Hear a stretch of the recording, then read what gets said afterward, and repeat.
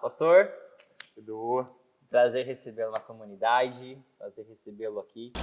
Bom, gente, para quem não sabe, eu sou o Eduardo, pastor da comunidade Cristã Mosaico, e aqui ao meu lado está o pastor Odair, um amigo, também pastor das nossas vidas e também da comunidade. E hoje nosso objetivo é partilhar um pouco da história do Odair, e através disso poder, quem sabe, retirar e extrair dessa história algo que possa ser proveitoso para nossa e para a sua história. Pastor, a sua história é incrível, né? A sua vida realmente é um exemplo para nós. E, para começar, eu queria trabalhar essa ideia de que como foi realmente a sua infância, como que realmente você se desenvolveu, se encontrou na teologia e na arquitetura, enfim. Acho um pouco a gente esse caminho, a sua jornada, até quem sabe já chegar na sua conversão genuína, né? Então, eu sei que você teve uma conversão específica, algo que o Senhor comunicou a você, isso gerou em você esse desejo por teologia, né? Enfim, partilhe com a gente. Edu, uma alegria estar aqui com você. Bom, estar contribuindo, servindo a igreja. Sempre um presente estar aqui com vocês. Bem, minha história, eu brinco que eu não tenho um testemunho gigantesco, nada incrível. Não era ex alguma coisa, depois... isso atrai demais, né? O povo. Na verdade, eu sou o quinto de 6 irmãos. Tudo homem, não tive nenhuma irmã. Uau.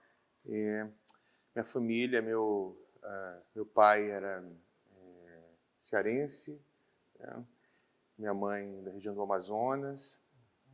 E uma família que, como todos da época, ali, migravam de lugar em lugar, né? Questão de melhorias. E nós não tínhamos uma religião assim definida, né? Éramos católicos por conta meu pai e minha mãe vinham de uma tradição católica, né? Lembro indo à missa algumas vezes com meus irmãos, mas a minha conversão mesmo aconteceu quando eu trabalhava ainda bem jovem, adolescente, trabalhava saindo da adolescência, trabalhava num lugar de plantas, né, de desenho, a área de informática. E eu recebi o convite de uma colega de trabalho para visitar uma igreja. Neguei algumas vezes, mas um dia, saindo de um curso que eu estava fazendo na área de processamento de dados, eu decidi ir até essa igreja, uma igreja presbiteriana. Era num sábado, e quando eu cheguei, que eu entrei, foi assim, foi rápido, foi meio que instantâneo, assim, o impacto que eu tive, ouvindo aquele povo cantando. Algo já estava sendo trabalhado no meu coração, a pregação também, e aquilo que me capturou. No outro dia, era no sábado, descobri que tinha uma escola, já fui no outro dia para a escola dominical. Uau. E assim começou a minha jornada, né? Então, converti no contexto presbiteriano, né? E assim eu fui desenvolvendo. Depois eu comecei, por uma longa história, encurtando, questão de experiência e por a questão logística, comecei a ir numa igreja pentecostal próximo da minha casa. E ali foi uma experiência muito interessante também. Eu conto que foi uma segunda conversão, porque tendo que lidar com um irmão simples, vivendo uma vida muito simples, pregando o evangelho em contextos assim bem precários. E ali eu descobri uma relação com o Espírito que eu não conhecia. Então, eu brinco que a minha segunda conversão se deu convivendo com os irmãos pentecostais. Eu tinha, lógico, as minhas diferenças teológicas, as minhas dúvidas, mas foi um período muito enriquecedor para a minha vida espiritual. E eu agradeço muito a Deus pela comunidade, pelos irmãos, pela igreja. Isso foi não um acréscimo, mas uma um projeto divino mesmo para minha vida. Passar alguns anos ali servindo e convivendo. Né? Legal, pastor. E o senhor tinha quantos anos quando aconteceu então a conversão, né, na presbiteriana, mais ou menos, por a sua idade? 15 para 16 anos. 16 anos, bom Isso tempo mesmo. nessa comunidade, Depois foi para a igreja pentecostal. Que legal. Então, esses dois contextos, né? Uhum. Parecem assim, bem distantes, mas é um pouco da minha formação. Claro. Perfeito. Lado mais reformado, carismático e também pentecostal.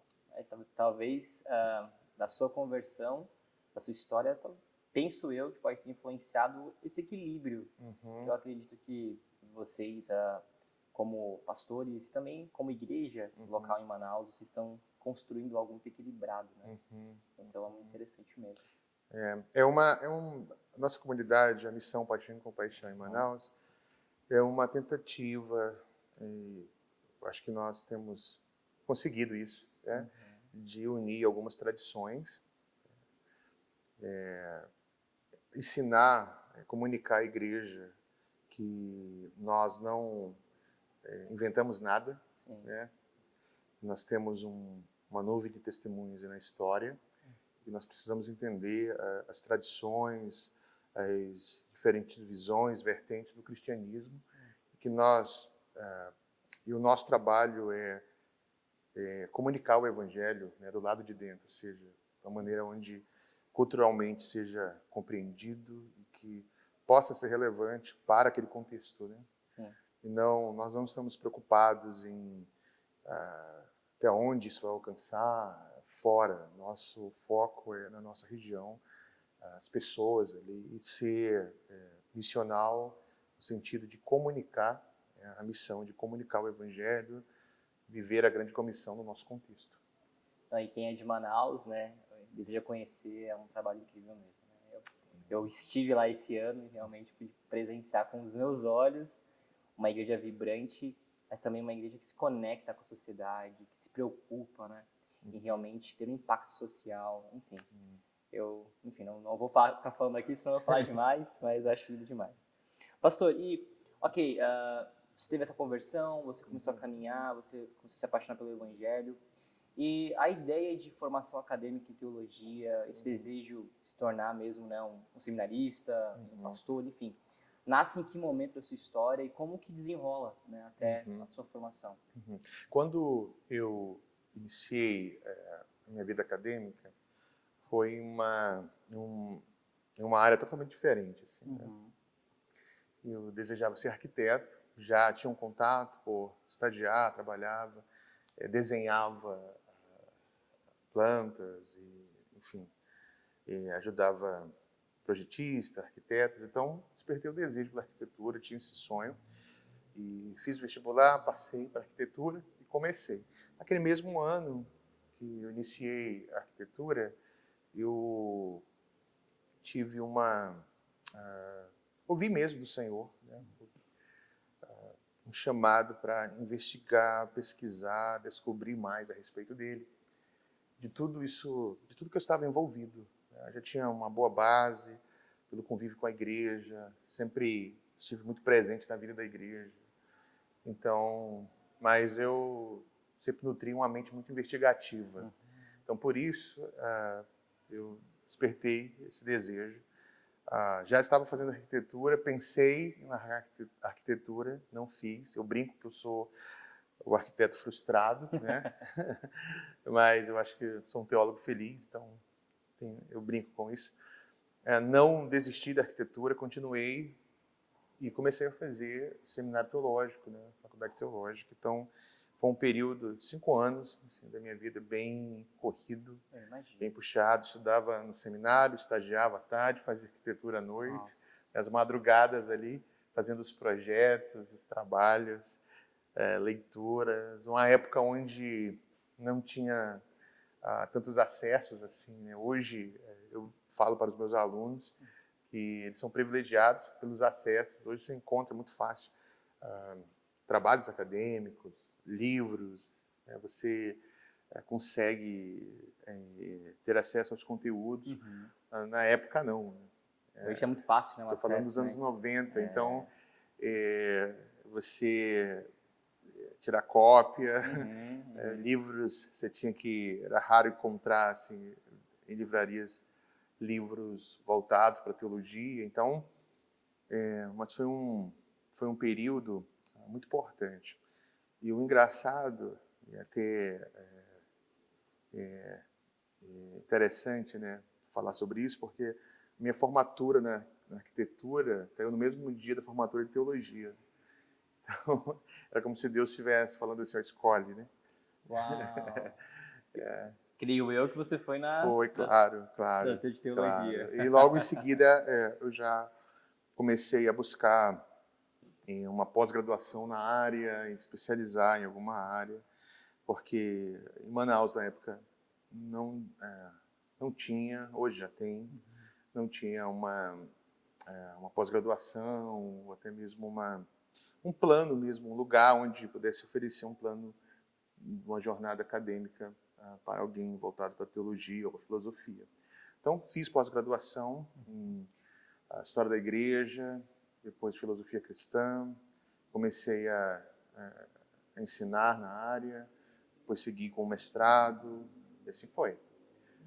Foi se desenvolvendo, né? Muito bom. E acho que faz um ano ou um ano e meio, não sei se o senhor já se formou em doutorado, no caso, né? Sim, filosofia. Filosofia, né? É isso aí, filosofia geral, história da filosofia voltada para a área da epistemologia. Né? Perfeito. E, pastor, em qual esse enredo todo, a pastora Hillary, né, a sua esposa, aparece? Qual foi o momento? Então, enquanto eu servia na igreja pentecostal, Hillary, ela veio com uma equipe dos Estados Unidos para fazer um trabalho missionário. Eu fui convidado para estar presente, ajudando nessa equipe, servindo, e nesse contexto nós nos encontramos, né? Contexto de missões. Okay. E ali, não falando nada em inglês, né? E ela tampouco português. O senhor não falava? Não. Nós tivemos a pastora Hillary, né, ela é americana, né? Então, sim, enfim, americana, é bem importante. É verdade. E nós temos hoje 2 filhos, né? A Addison já tem 17 anos, Liam 12. Então, mas nesse período nos conhecemos. Brinco também que os acessos eram, e era verdade mesmo, eu brinco porque hoje é muito fácil, uma videochamada, né? Você tem aí claro. WhatsApp, tudo. Na época era o MSN, Nossa. não tinha nem Orkut, não sei, avisando o povo que existia uma época na história da humanidade, que existia o Orkut, né? Saudoso Orkut. Saudoso Orkut. Então, o MSN, nós conversávamos ali, internet de escada. Não existia banda larga, não existia roteador. Era você conectava na madrugada porque o pulso era mais barato. Mais barato, assim. né? Então, tudo isso. A nossa história começa aí. Nos conhecemos em junho de 2004 e nos casamos em junho de 2005. Muito rápido. Um ano também, depois. ano, né? E a língua foi um grande desafio? Olha, foi um grande desafio no início, mas essa é até uma história interessante. Vale a pena no futuro você conversar com Hillary para contar isso para você. E Hillary já orava há um tempo, né, dentro da história, trajetória dela, para Deus dar o português para ela. Né? Então, e isso aconteceu. Ela de uma forma milagrosa mesmo. Aprendeu, tanto que naquele ano que eu fui visitá-la, conhecer os seus pais, eu traduziu em igrejas que eu preguei. Então é uma história muito interessante, vale muito a pena. E até brinco que Deus deu o português para ela, mas não me deu o inglês, né? Então eu tive que aprender ali no convívio, aprender na jornada mesmo, no dia a dia. Muito bom, pastor. Muito interessante essa história, hein? E, ok, vocês conheceram, creio que logo casaram, né? Deu um ano o processo. Já vieram para o Brasil, ficaram no Brasil e já começaram a plantação da MPC ou ainda não? Como é que foi esse processo? Quando nós casamos, ficamos um tempo nos Estados Unidos, pouco tempo, alguns meses. depois já mudamos para o Brasil, começar a servir a igreja. Nós não tínhamos objetivo de implantar uma igreja local, né? E meu trabalho era servir líderes, servir a igreja, trabalho missionário, né? ajudar a implantar, mas não ter uma igreja local onde nós iríamos pastorear, né? Mas nesse processo Deus foi mudando, o Senhor falou conosco. No início, Hillary resistia um pouquinho, né? Mas logo Deus falou seu coração também, tivemos paz e transicionamos, né? Começamos a implantação do MPC. Deus foi adicionando pessoas para caminhar conosco, tanto que boa parte dos líderes e pastores que nós temos hoje na igreja são os mesmos que iniciaram conosco lá no início, né? Basicamente 17, 18 anos atrás, estão conosco até hoje, caminhando. A MPC fez 15 anos, né?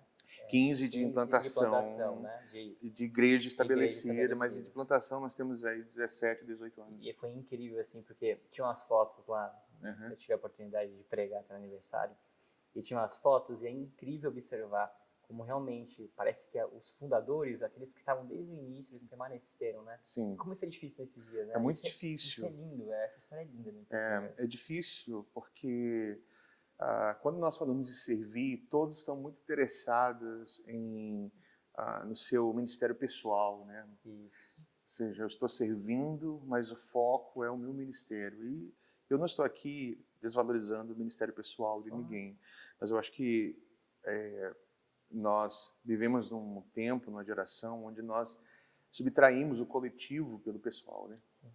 Então, pela graça de Deus, pela sua bondade, o Senhor foi acrescentando pessoas muito especiais, que eu tive a alegria de ter como amigos, discípulos, estarem trabalhando ali, de ver esses homens, essas mulheres sendo formados, né? Depois ordenando pastores e servindo na igreja, cada um dentro da sua área, e depois o Senhor ia acrescentando. Então nós temos um corpo pastoral e de liderança incrível na igreja e que estão ali, conhecem a história, né? Conhece a história, está do lado de dentro mesmo. Pela graça de Deus, eu falo para eles que eles tiveram assim, razões e oportunidade para seguir a vida, não está, né?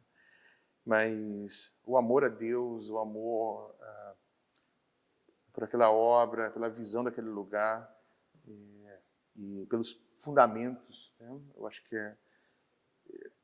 é mais importante qualquer razão que eu tenha, né, para romper ou tentar seguir os meus caminhos. Muito bom, pastor.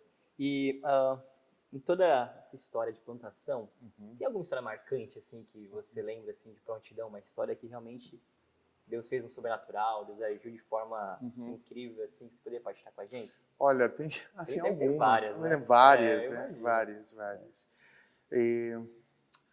Olha, lembrando aqui, quando nós começamos a reunir, eu acho que um dos maiores obstáculos que nós temos numa plantação de igreja é justamente os recursos, né? Eu acho que todo plantador enfrenta-se um desafio gigantesco quando se trata dos recursos necessários para desenvolver o trabalho. Então, não foi diferente conosco. Quando nós começamos o trabalho, reuníamos no apartamento onde morava, sala de casa, depois o Senhor foi acrescentando, ficou pequeno, fomos para o terreno de um irmão, atrás de casa, logo depois se tornou um pastor da igreja. E lá no terreno também ficou pequeno, e nós começamos a buscar um lugar, encontramos, nós na história conhecemos como uma igrejinha, né? Era um espaço bem pequeno mesmo, caindo aos pedaços. Mas nós não tínhamos os recursos para alugar. Sentei com os irmãos, oramos, e ali nós decidimos que nós iríamos alugar e esperar no Senhor. Parece um ato de irresponsabilidade, né? Mas eu vejo que na nossa juventude existia uma convicção e que o Senhor, uma confiança assim, absurda, que o Senhor é a nossa provisão. E sabe, às vezes nós temos... quando eu lembro dessa história e de outras histórias, eu procuro pedir do Senhor que não permita que meu coração seja capturado por uma espécie de medo do futuro ou de não confiar na providência divina e me leve a viver aquela fé lá atrás. Não que eu deseje voltar para a mesma maturidade ou tipo de vida, mas de se lançar e confiar no Senhor, como nós fazíamos, né? Então, naquele momento, decidimos, alugamos, e naquele primeiro mês, o Senhor providenciou cada centavo. E até o último dia daquele lugar, nós nunca atrasamos um aluguel. E o Senhor providenciou todos os recursos para uma pequena reforma. E lembro também quando nós chegamos a fazer 3 cultos, porque num domingo, porque não tinha mais o espaço. Olha só.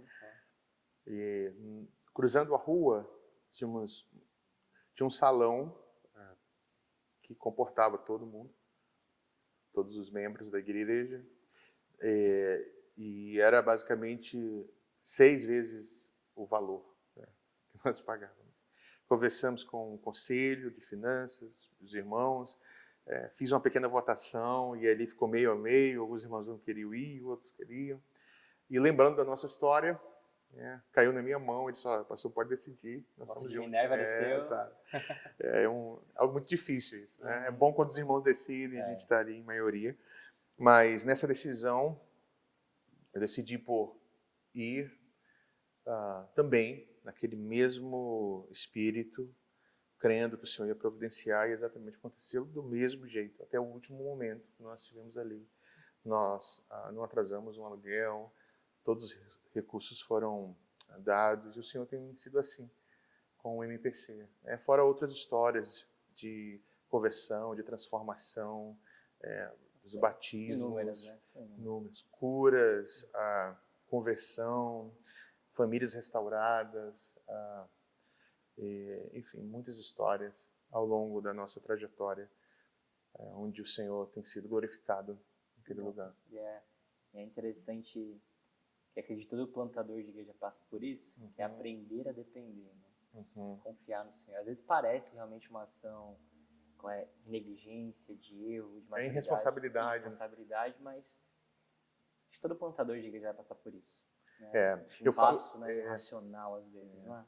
Eu falo que você precisa ser organizado, você precisa ter os pés no chão, mas entenda, quando você está trabalhando na obra do Senhor, para o seu reino, em específico num ministério que tem como objetivo pregar o Evangelho, alcançar as vidas, entenda, você pode planejar as coisas, mas quem está orquestrando e cuidando de tudo é o Senhor. Então, entenda, nós precisamos abrir um espaço e permitir que o Senhor faça isso. A Mosaico tem uma história muito próxima, né? Muito próxima. Eu acompanho a Mosaico desde o seu início, né? Da sua implantação. Nós estamos juntos nessa jornada desde o início. Eu posso perceber a mesma similaridades nessa história, né? Similaridade nessa história. Muito bom, pastor. E acho muito linda a sua história, porque realmente você plantou igrejas, não somente em Manaus, mas em várias partes do mundo, a gente poderia dizer isso. Tem ajudado plantadores, né? E se você pudesse, talvez, elencar aí um conselho para um plantador de igreja, qual seria? Um conselho para um plantador de igreja. Isso. Dentre muitos conselhos, inclusive dias atrás eu estava conversando com plantadores, tentando passar um pouco dessa sabedoria, um pouco da experiência da palavra, mas um conselho aprenda, seja ensinável, tenha o vigor, tenha a chama, não pare no primeiro obstáculo, mas não coloque um fardo sobre você, para além do que Deus poderia colocar, né? O fardo e o jugo de Jesus é suave. Então, às vezes, como plantador, nós queremos ser aprovados pelo Senhor. Nós temos um sonho, nós temos um projeto. Então, um conselho: não tente fazer o seu sonho se realizar. E talvez você tenha planejado, sonhado algo para a igreja, mas o objetivo não é você ter os seus sonhos realizados, é que as vidas sejam alcançadas. Às vezes, numa localidade, a igreja ela não está ali para poder gerar em você um senso de completude, Sucesso. Né? ou de relevância. Não caia na armadilha de tentar ser relevante. Seja fiel. Então, um conselho que eu daria para um plantador: não carregue um fardo, não jogue sobre seus ombros, sobre sua família. Faça da sua família parte daquilo que você está fazendo, mas entenda, o mais interessado em desenvolver a igreja é Jesus, é o Senhor, é a Trindade. Deleite-se na Trindade, não pare dos desafios, e o Senhor, creia que o Senhor está conduzindo. Né? Você tem um limite, uma medida. Não tente ser mais dessa medida, nem menos. Busque no Senhor a medida certa. Uau, muito bom, pastor, obrigado. Pensando então, também nesse contexto de plantação de igreja, da igreja avançando, né, compartilhando hoje sobre a igreja na Índia, enfim, tantos trabalhos acontecendo, como o senhor vê o futuro da igreja em Manaus e no Brasil? Como você enxerga isso? Bem, o futuro da igreja ela é gloriosa.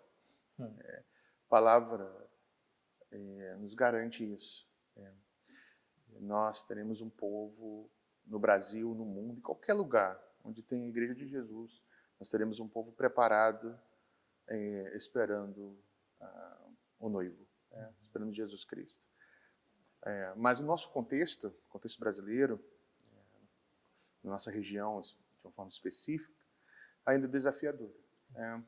Nós temos, eu acho que a igreja ela está passando e ainda passará por um processo de maturidade. E crescer dói. Crescer dói.